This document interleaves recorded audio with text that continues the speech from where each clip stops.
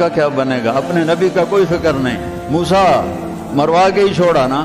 تو ان کا کلا، تم ہو تو اسی قابل کہ تمہیں جوتے پڑیں، لیکن ان معی ربی سیہدین، اللہ مجھے میرے ساتھ ہے، راستہ دے گا. ہے اور ہجرت کی رات میرے نبی نکلے تو ابو بکر کبھی آگے چلتے کبھی پیچھے چلتے، کبھی آگے چلتے کبھی پیچھے چلتے. آپ اپنے پنجوں کے بل چل رہے تھے کہ پاؤں کے نشان نہ پڑ جائیں اور کھوجی نہ دیکھ لیں. تو پھر آپ نے فرمایا ما لگا یا ابا بکر، ابو بکر کیا ہوا ہے؟ کبھی آگے آ جاتے ہو کبھی پیچھے ہو جاتے ہو. کہا یا رسول اللہ، جب مجھے خیال آتا ہے آگے کوئی چھپا ہوا دشمن وار نہ کر دے تو میں آگے ہو جاتا ہوں کہ میرے اوپر آئے، آپ پہ نہ آئے. اور جب مجھے خیال آتا ہے پیچھے سے کوئی آ کے حملہ نہ کر دے تو میں بھاگ کے پیچھے ہو جاتا ہوں کہ آپ کے اوپر وار نہ آئے، میرے اوپر آئے. اور پھر جب غار ثور پر پہنچے، جبل ثور، تو آپ چڑھ نہیں سکتے تھے، ساری انگلیوں سے خون نکل رہا تھا، جو کہ آپ ایسے چلے تھے ایسے. ابو بکر نے کندھے پہ بٹھایا اور پورا پہاڑ طے کیا، اوپر لے گئے. آپ کو باہر بٹھایا، سارے سوراخ بند کیے، اور اس کے بعد سوراخ زیادہ تھے تو پگڑی کو اتارا، اس کو پھاڑ کے سوراخ بند کیے. پھر اس کے بعد سوراخ زیادہ تھے، کرتے کو اتارا اور پھاڑ پھاڑ کے سوراخ بند کیے. ایک جس میں سانپ تھا وہاں اپنی ایڑی کو رکھ دیا. کہا مرحباً یا رسول اللہ. آپ اندر آئے تو اندھیرا تھا، آپ کو پتہ نہیں چلا. جب تھوڑی سی روشنی ہوئی تو آپ نے دیکھا نہ کرتا نہ پگڑی. ابو بکر مالک، یہ کیا ہوا ہے؟ ذرا عمامہ کدھر ہے، ذرا کرتا کدھر ہے؟ تو کہا یا رسول اللہ یہ سوراخ تھے، مجھے ڈر ہوا کہ ان میں کوئی چیز آپ کو تکلیف نہ پہنچائے تو میں نے اپنے کپڑے پھاڑ کے سوراخ بند کیے ہیں. تو ایک دم میرے نبی رونے لگے اور ہاتھ اٹھا کر کہا یا اللہ میں ابو بکر سے راضی ہوں، تو بھی اس سے راضی ہو جا اور اسے جنت میں میرا ساتھی بنا تھا. تو ایک دم جبریل آئے، یا رسول اللہ، اللہ تعالیٰ فرما رہے ہیں ہم ابو بکر سے راضی ہو اور جنت میں آپ کا ساتھی بنا دیا. انہوں نے میرے نبی کی زندگی کو یوں سچ کر دکھایا. موسیٰ علیہ السلام کی قوم کو اللہ نے کہا جاؤ ملک شام جا کے عمالقہ سے لڑو.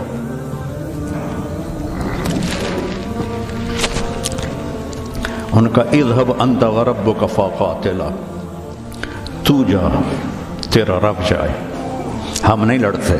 اور بدر کے لیے جب آپ نے پوچھا بولو کیا کرنا ہے تو مقداد ابن اسود نے کہا اذا لا نقول كما قالت بنو اسرائیل اذهب انت وربك فقاتلا بل نقاتل امامك وخلفك وعن يمينك وعن شمالك.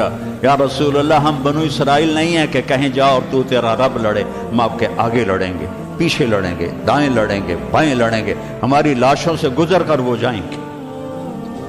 بنو اسرائیل نے سمندر پار کیا، آگے پتھر کے بت کی پوجا ہو رہی ہے. یا موسیٰ اجعل لنا الہا کما لہم آلہہ، یا اللہ موسیٰ ایک خدا ہمیں بھی لے کر دو اس جیسا. یہ بنو اسرائیل ہیں اور میرے نبی کا انتقال ہوتا ہے پیر کے دن، اور ابو بکر صدیق اوالی گئے ہوئے ہیں اپنی دوسری بیگم کے پاس. ان کو خبر ملتی ہے تو وہ بھاگے ہوئے آتے ہیں اور آپ کے چادر ہٹا کر آپ کا ماتھا چومتے ہیں اور گرم گرم آنسو ماتھے پہ گرتے ہیں. وا خلیلا وا صفیہ وا نبیہ. اور اس کے بعد آپ مسجد میں جاتے ہیں تو شور و فغاں ہے اور عمر تلوار لے کے کھڑے ہیں. جو کہے گا اللہ کا رسول فوت ہو گیا میں اس کو قتل کر دوں گا، وہ اللہ کے پاس گئے ہیں، وہ واپس آئیں گے. تو ابو بکر ممبر پر آئے، کہا عمر اقعد اقعد. کھڑے ہوئے آدمی کو کہنا ہو بیٹھ جاؤ تو اقعد، اور لیٹے ہوئے آدمی کو کہنا ہو بیٹھ جاؤ تو اجلس. یہ حسن عربی ہے کہ ہر حیت کے لیے الگ لفظ ہے. کھڑے کے لیے اقعد، لیٹے ہوئے کے لیے اجلس. عمر اقعد، کہا نہیں بیٹھوں گا. تو پتہ چل گیا کہ جوش میں ہے. ممبر پر آئے، ایھا الناس من کان یعبد محمدا فإن محمدا قد مات. جو محمد کی پوجا کرتے تھے وہ سن لو کہ انہیں اللہ نے بلا لیا، ان کا انتقال ہو گیا. ومن کان یعبد اللہ فإن اللہ حی لا یموت. اور جو ایک اللہ کی پوجا کرنے والے ہیں ان کا رب زندہ ہے، موت سے پاک ہے. میرے نبی نے ایسے لوگ تیار کیے جنہوں نے میرے نبی کی زندگی کو سچ کر دکھایا اور جانوں کے نذرانے پیش کر کے آپ کی زندگی کو دنیا میں زندہ کیا۔ اس لیے واحد جماعت ہے صحابہ کی جن کی زندگی میں ان کو جنت کے وعدے کر دیے گئے، کلن وعد اللہ الحسنی۔ اس میں سابقین بھی اور لاحقین بھی، سب کے لیے جنت کا اللہ تعالیٰ نے وعدہ فرما دیا ہے۔ ایک امت تیار کی، ایک امت تیار کی۔ سارے قرآن نہیں پڑھے ہوئے تھے، حضرت خالد ابن ولید نے فجر کی نماز پڑھائی، تھوڑی سی آیات ایک جگہ سے پڑھی، تھوڑی سی ایک جگہ سے، تھوڑی سی ایک جگہ سے، اس طرح کر کے انہوں نے نماز مکمل کی، اور نماز کے بعد کہنے لگے لقد شغلنی الجہاد عن القرآن، بھائی معاف کرنا، جہاد کی وجہ سے میں تو قرآن بھی نہیں پڑھ سکا۔ لیکن بنے کیا، وہ بنے کیا؟ موتا کی جنگ ہے اور میرے نبی کے سامنے منظر کھل چکا ہے۔ آپ نے فرمایا تھا جب چلے تھے کہ پہلا امیر زید بن حارثہ ہوگا، یہ شہید ہو تو پھر جعفر بن نبی طالب ہوگا، یہ شہید ہوں تو پھر عبداللہ بن رواحہ ہوں گے، یہ شہید ہوں تو پھر جسے مرضی بنا لینا۔ ایک یہودی سن رہا تھا، کہنے لگا اعتراض گئے، یہ گئے، یہ نہیں زندہ تھے۔ تو اور وہاں 1,00,000 رومی اور 3,000 صحابہ۔ تو حضرت زید بن ثابت شہید ہوئے، اللہ کے نبی نے کہا تقدم زید فقاتل وقتل ودخل الجنہ ثم اخذ الرایۃ جعفر فقاتل وقتل ودخل الجنہ۔ پھر عبداللہ بن رواحہ ایک کونے میں 3 دن سے کچھ نہیں کھایا تھا، گوشت کی بوٹی نوچ رہے تھے کہ آواز پڑی جھنڈا گر گیا ہے عبداللہ، تو انہوں نے وہیں پھینکا۔ پہلے 2 درویش تھے، فقیر تھے، یہ بڑے مالدار تھے۔ پہلے 2 مہاجر تھے، یہ انصاری تھے۔ 4 بیویاں تھیں، باغات تھے، غلام تھے۔ فتردد بعد التردد، تو تھوڑی دیر کے لیے بیوی بچے غلام باغات کا خیال آیا، تو کہنے لگے عبداللہ بیویوں کا خیال ہے سب کو 3 طلاق، باغات کا خیال ہے سارے صدقہ، غلاموں کا خیال ہے سارے آزاد۔ اقسمت یا نفس لتنزلن کارہتن او لتطاوعن ان اجلب الناس وشد الرن ما لی اراکی تکرہین الجنہ قد طالما قد کنت مطمئنہ هل انت الا نطفة فی شنہ۔ اے عبداللہ کافی زمانہ گزر گیا ہے زندگی گزارتے ہوئے، چل اپنے ساتھیوں کے ساتھ مل تو بھی۔ اور جھنڈا اٹھایا اور آگے بڑھے، اور آپ نے فرمایا، اب عبداللہ نے جھنڈا اٹھایا اور آگے بڑھے اور قتل ہوئے، اور پھر آپ خاموش ہو گئے تھوڑی دیر کے لیے۔ انصار کہنے لگے کہ ہمارے اوپر قیامت ٹوٹ پڑی کہ کیوں رک گئے، کیوں رک گئے؟ دونوں کی دفعہ تو فوراً فرمایا، اب کیوں رک گئے؟ پھر آپ نے کہا وَدَخَلَ الْجَنَّةَ۔ تو انصار نے عرض کی یا رسول اللہ آپ رک کیوں گئے تھے؟ کہا وہ تھوڑا سا اس کے دل میں کھٹک آئی تھی، اس لیے جنت میں جانے میں تھوڑی دیر ہو گئی۔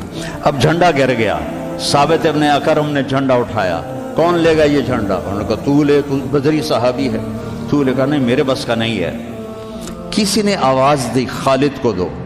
خالد کی پہلی جنگ تھی، صلح حدیبیہ کے بعد ایمان لائے، اور ان کی پہلی جنگ تھی۔ وہ فرمانے لگے بھائی میں تو ابھی مسلمان ہوا ہوں، کسی اور کو جھنڈا دو۔ کہا نہیں، سب نے کہا بس خالد خالد۔ انہوں نے ایک ہاتھ میں جھنڈا لیا، جب یوں تلوار کو جب اٹھایا نا تو میرے نبی نے فرمایا ثم صلی اللہ سیفا من سیوفہ، اب اللہ نے اپنے تلواروں میں سے ایک تلوار کو نیام سے باہر نکالا ہے، اور انہوں نے ساری رومیوں کی فتح کو شکست میں تبدیل کر دیا۔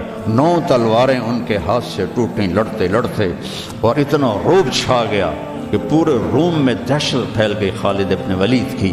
یہ لوگ میرے نبی نے تیار کیے تھے، ایک امت بنائی تھی، یہ میرے نبی کا عظیم ترین کارنامہ ہے، اور اولین اور آخرین کا سب ایک جذبہ تھا۔ حضرت عمر کی مجلس میں ابو سفیان، اکرمہ بن ابی جہل، حارث بن ہشام، سہیل ابن عمر بیٹھے ہوئے ہیں، تو حضرت بلال آ گئے، کہنے لگے آپ لوگ تھوڑا پیچھے ہو جاؤ۔ پھر حضرت عمار آئے، آپ نے کہا آپ لوگ تھوڑا پیچھے ہو جائیں۔ پھر حضرت صہیب آئے، آپ نے کہا تم لوگ تھوڑا پیچھے ہو جاؤ۔ پھر حضرت مقداد آئے، آپ نے کہا تم لوگ تھوڑا پیچھے ہو۔ پیچھے ہوتے ہوتے جوتیوں پہ جا بیٹھے، مہاجرین اولین کو آگے بٹھایا تو یہ غصے سے باہر نکل آئے اور ابو سفیان کہنے لگے دیکھتے ہو عمر نے ہمارے ساتھ کیا کیا ہے؟ تو سہیل ابن عمر کہنے لگے صحیح کیا، وہ ہم سے پہلے ایمان لائے تو وہ آگے نکل گئے، ہم بعد میں ایمان لائے تو ہمیں تو پیچھے ہی رہنا ہے۔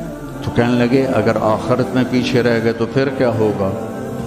یہ فتح مکہ کے مسلمان ہیں، فتح مکہ کا پھر کیا ہوگا؟ تو سارے گھبرا کے حضرت عمر کے پاس آئے کہ ہم نے دیکھ لیا ہے جو تو نے کیا ہے ٹھیک کیا ہے، چلو ہم پیچھے رہ گئے ہیں لیکن کوئی طریقہ بتاؤ کہ آگے نہیں بڑھ سکتے تو جنت میں ساتھ تو ہو جائے۔ تو انہوں نے فرمایا انہوں نے جہاد میں جان دی تھی، تم بھی جانے لگا دو تو تم بھی ان کے ساتھ ہو جاؤ گے۔ تو 400 قریشی سردار مکہ سے نکلے، 400، اور حارث ابن ہشام ابو جہل کے چھوٹے بھائی ہیں، اتنے ہر دل عزیز تھے۔ جب یہ نکلے تو سارا مکہ چھوڑنے باہر آیا، وہ سب رو رہے تھے، بچے بچیاں مرد عورت۔ تو حارث ابن ہشام کھڑے ہو گئے، کہنے لگے یا اہل مکہ، اے اہل مکہ، اللہ کی ذات کی قسم مکے سے محبوب کوئی شہر نہیں، تم سے محبوب کوئی لوگ نہیں، لیکن ایک داعی نے آواز لگائی، اس پر ہمارے غلاموں نے لبیک کہا۔ آج وہ اتنا آگے جا چکے ہیں کہ اگر ہم یہ سارے مکے کے پہاڑ سونا بنا کے خرچ کر دیں تو ان کے ایک مٹھی جو کا اجر بھی نہیں پا سکتے۔ تم اپنی جانوں کا نذرانہ پیش کریں گے کہ آگے نہیں تو برابر تو ہو جائیں۔ تو یہ سارے سرداران تشریف لائے، اجنا دین کی جنگ ہو رہی تھی، اس میں شرکت کی، اس میں فتح ہوئی۔ پھر یرموک کی جنگ ہوئی جو فیصلہ کن جنگ تھی، جس نے شام کا فیصلہ کر دیا ہمیشہ کے لیے۔ 9 دن یہ جنگ چلتی رہی، کبھی ایسے کبھی ایسے کبھی ایسے کبھی ایسے، اور ایک دن ایسا ہوا کہ مسلمان صحابہ دبتے دبتے دبتے عورتوں کے خیموں تک آ گئے، اتنے قدم اکھڑے کہ عورتوں کے خیموں تک آ گئے۔ تو حضرت اکرمہ رضی اللہ تعالیٰ عنہ نے اپنی تلوار کی نیام کو توڑ دیا اور لوہے کے ٹوپی کو اتار کے پھینک دیا، کہا من یبایعنی علی الموت، یا اللہ ہمیں موت دے گا یا فتح دے گا۔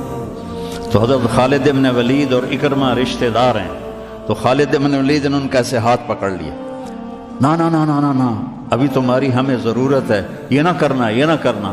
تو انہوں نے کہا الیک عنی، دور ہو جا مجھ سے، انی و ابی کان من اشد الناس عداوۃ لرسول اللہ و افر منکم اليوم، میں اور میرا باپ ساری زندگی دشمن اسلام رہے، آج ہی تو داغ دھونے کا وقت آیا اور میں بھاگ جاؤں۔ ان لک سابقۃ، تو مجھ سے پہلے ایمان لا چکا ہے اور آگے بڑھ چکا ہے، پیچھے ہٹ جا، میرے راستے میں حائل نہ ہو۔ تو سب سے پہلے ان کے بیٹے عامر بن اکرمہ نے بیعت کی، پھر حارث بن ہشام، سہیل بن عمر، زرار بن اوزر، ابو سفیان بن حرب، ان سارے سرداروں نے بیعت کی، اور سب نے اپنے خود لوہے کی ٹوپیاں پھینک دیں اور تلواروں کی نیامیں توڑ دیں اور شیر کی طرح حملہ آور ہوئے، وہ سارے روم کو پلٹا کے پیچھے پھینک دیا۔ اور جب روم کے قدم اکھڑ گئے تو خالد بن ولید فوراً بھاگے بھاگے واپس آئے کہ میں پتہ کروں کہ اکرمہ کس حال میں ہے اور عمر کس حال میں، ایک مخزومی ہے نا دونوں۔ تو جب عمر کو دیکھا تو وہ ختم ہو چکے تھے، جب اکرمہ کو دیکھا تو ان میں کچھ سانس باقی تھا، تو انہوں نے ان کا سر اپنی گود میں لیا اور منہ میں تھوڑا پانی ٹپکایا اور ان کے بیٹے عمر کا سر یہاں رکھ لیا، یہاں۔ تو ان کی آنکھیں کھلی کر قول کہ میں خالد ہوں، کہ کیا کیا اللہ تعالیٰ، کہ اقر عینک، اپنی آنکھیں ٹھنڈی کر، اللہ نے فتح دی۔ کہ اچھا عمر کو کہہ دینا جو تم نے کہا تھا وہ ہم نے کر دیا، جو تم نے کہا تھا وہ ہم نے کر دیا، اور جان نکل گئی۔ تو حضرت خالد بن ولید کو حضرت عمر پہ غصہ آ گیا۔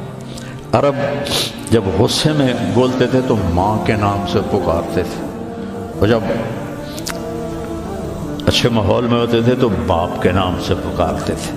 تو یہاں حضرت خالد کہنے لگے کلا زعم ابن الحنتمہ اللہ نستشہد. حنتمہ حضرت عمر کی ماں کا نام ہے.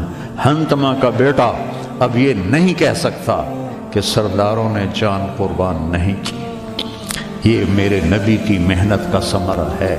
یہ مدارس اسی کا سلسلہ ہیں, یہ خانقاہیں اسی کا سلسلہ ہیں, یہ تبلیغ اسی کا سلسلہ ہے. لیکن بیٹو صرف کتابیں پڑھنے سے تربیت نہیں ہوتی. اہل اللہ کی تربیت میں رہو, ان کے ساتھ اپنے اندر کی گندگیاں نکالو, تبلیغ میں وقت لگاؤ. مجاہدے سے انسان میں جلا پیدا ہوتی ہے اور وہ اس کا رخ نیکیوں کی طرف پھرتا ہے.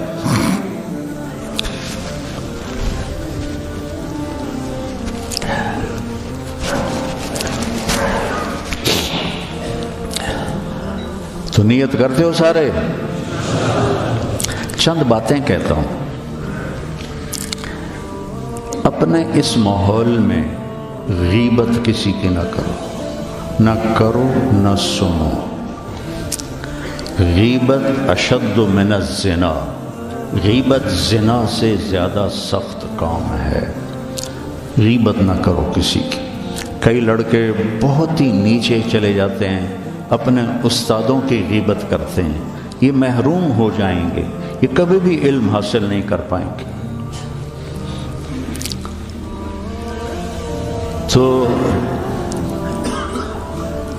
مجھے ایک واقعہ یاد آ گیا. قاضی احسان احمد شوجہ آبادی رحمۃ اللہ علیہ ختم نبوت کے امیر تھے. تو میرے والد صاحب سے بڑا ان کا گہرا تعلق تھا. تو ہمارے گھر آتے تھے, میں چھوٹا تھا. تو انہوں نے اپنا واقعہ سنایا کہ میں تو ناقص کا صیغہ ہوں قاضی, تو ویسے بھی میں ناقص تھا, مجھے اتنا پڑھنا لکھنا آتا نہیں تھا.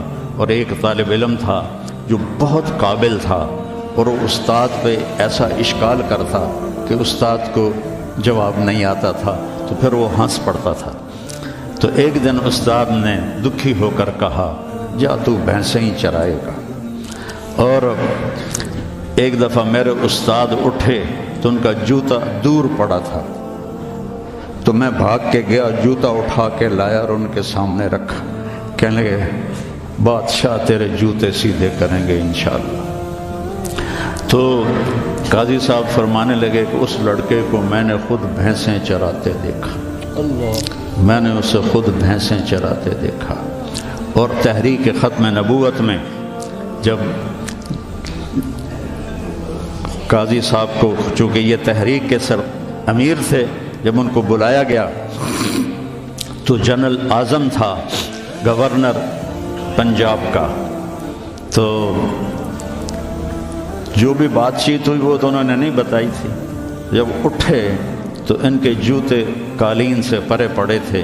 تو جنرل اعظم بھاگ کے گیا اور آپ کے جوتے اٹھا کے لا کے آپ کے سامنے رکھے. تو قاضی صاحب کو رونے لگے. تو انہوں نے کہا حضرت جی اس میں رونے کی کیا بات؟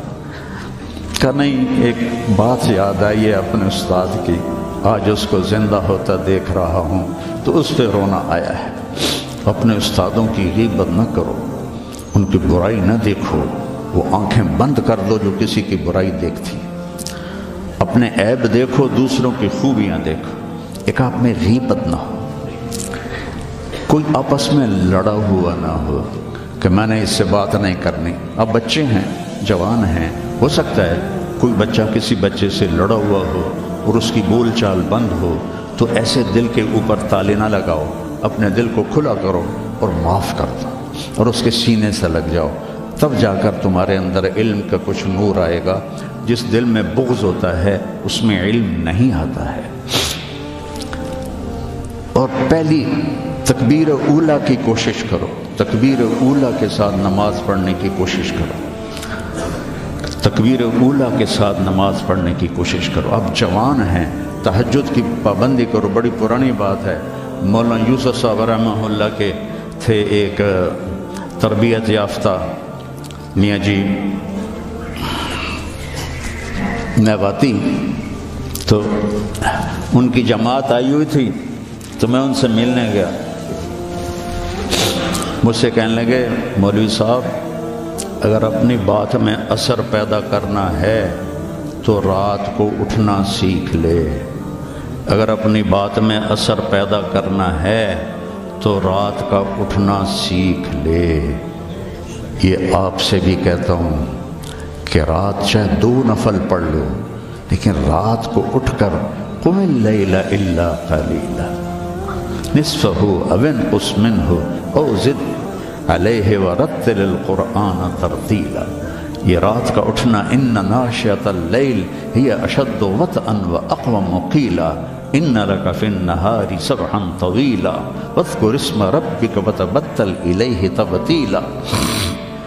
رات کا اٹھنا یہ آپ کے اللہ سے ملا دے گا آپ کو۔ آپس میں نفرت نہ ہو، آپس میں نفرت نہ ہو، آپس میں کسی سے بول چال بد نہ ہو، کسی استاد کی بے اکرامی نہ ہو۔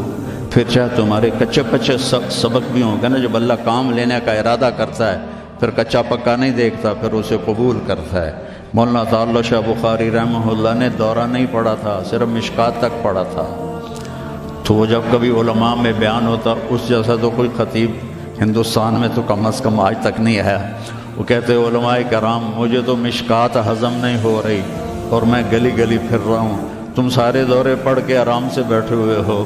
یہ ان کا ایک جملہ مجھے سنایا ہمارے استاد مولانا ظفر صاحب رحمہ اللہ، فوت ہو گئے۔ ٹھینگی میں ان کا مدرسہ تھا جامعہ خالد بن ولید۔ تو بچوں آپس کی محبت سے رہو، اپنے سبق کے ساتھ انصاف کرو۔ مولانا منظور صاحب آپ کے بہت بڑے محسن ہیں اور ہمارے مکتب فکر کا بہت بڑا یہ سرمایہ ہے، تو ان کی دل سے محبت کر۔ یہ چیزیں محبت سے منتقل ہوتی، محبت سے چیزیں منتقل یہ ٹیلی فون نہیں، 2 ایسے کرتے ہیں یا یوں ایسے لگاتے ہیں تو سارا ڈیٹا دوسرے فون میں چلا جاتا ہے کہ نہیں ہے؟ سارا ڈیٹا چلا جاتا ہے۔ یہ وہ فون ہے، ان کے ساتھ جڑو گے تو ان کا ڈیٹا تمہارے اندر چلا جائے گا، کسی کی دعا لگ جائے گی۔ ایک دفعہ واقعہ سنا کہ میں بس کرتا ہوں۔ میں مدرسے کا امیر تھا رائمنڈ میں، تو مجھے سارے دن کی کارگزاری سنانی ہوتی تھی مولانا احسان صاحب کو، جو آج کل بہت علیل ہیں۔ تو میں برآمدے میں کھڑا تھا، سردیوں کے دن تھے، تو مولانا عبد الرحمن صاحب رحمۃ اللہ علیہ میرے استاد تھے، سب سے شفیق، وہ برآمدے میں ان کا بستر ہوتا تھا، مولانا احمد بٹلہ وہ، تو انہوں نے کروٹ بدلی اور کیا ہائے زور سے، تو احمد بٹلہ صاحب فرمانے لگے مولوی صاحب خیریت ہے، کیا ہوا؟ کہنے کہ سر میں بڑا درد ہے۔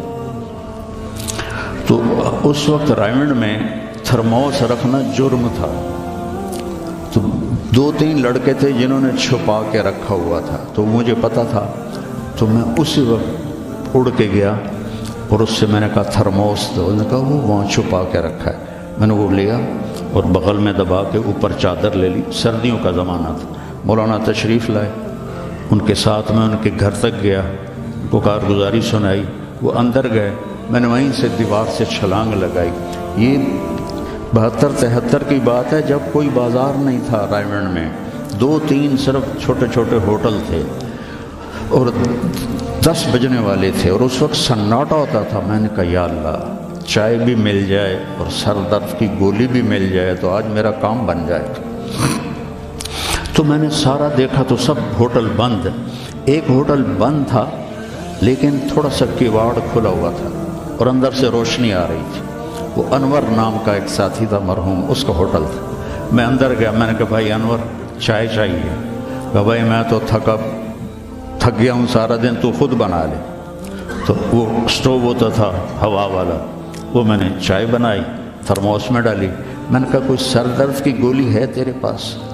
اب چائے کے کھوکھے پر کھوکھا، سر درد کی گولی کا کیا کام ہے؟